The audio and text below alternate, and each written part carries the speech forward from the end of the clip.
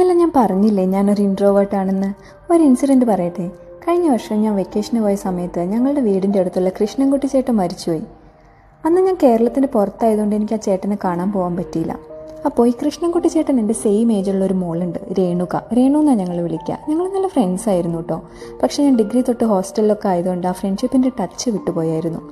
അങ്ങനെ ട്രിപ്പൊക്കെ കഴിഞ്ഞ് ഞാൻ വന്നപ്പോൾ ഉമ്മി എന്നോട് പറഞ്ഞു, രേണുവിനെ പോയി കണ്ടിട്ട് വാ, കൃഷ്ണൻകുട്ടി ചേട്ടൻ മരിച്ചപ്പോൾ നിനക്ക് പോകാൻ പറ്റിയില്ലല്ലോ എന്ന്. ഉള്ളിൻ്റെ ഉള്ളിൽ പോകണമെന്നൊക്കെ എനിക്ക് ഉണ്ടായിരുന്നു. പക്ഷെ അവിടെ ചെന്ന് അവളോടും അമ്പിളി ചേച്ചിനോടൊക്കെ എന്ത് സംസാരിക്കും? അച്ഛൻ മരിച്ചുപോയ കൂട്ടുകാരിനെ എന്ത് പറഞ്ഞ് ഞാൻ ആശ്വസിപ്പിക്കുന്ന പുറത്താകെ ബേജാറായിപ്പോയി. അതുകൊണ്ട് ഞാൻ ചിക്കുവിനെയും ഉമ്മീനെയും സാലിത്താനെയൊക്കെ മാറി മാറി വിളിച്ച് എൻ്റെ കൂടെ വരാൻ പറഞ്ഞ്. ആരും വന്നില്ല. തറവാട്ടിൽ ചെന്ന് മാമിമാരെയും ഫർസോനെയും ഉമ്മാനെയും വിളിച്ചു, അവരും വന്നില്ല. അവസാനം എൻ്റെ ശല്യം സഹിക്കാൻ വയ്യാതെ കുഞ്ഞുമ്മ മാത്രം കൂടെ വന്നു. ഞങ്ങൾ ആ ചേട്ടൻ്റെ വീട്ടിൽ ചെന്നപ്പോൾ തന്നെ അമ്പിളി ചേച്ചി രേണുവിനെയും വിളിച്ചുകൊണ്ട് വന്നു. ദേ ലൈല വന്നേക്കണമെന്നും പറഞ്ഞ്. അവൾ ഉറങ്ങുമായിരുന്നു കേട്ടോ.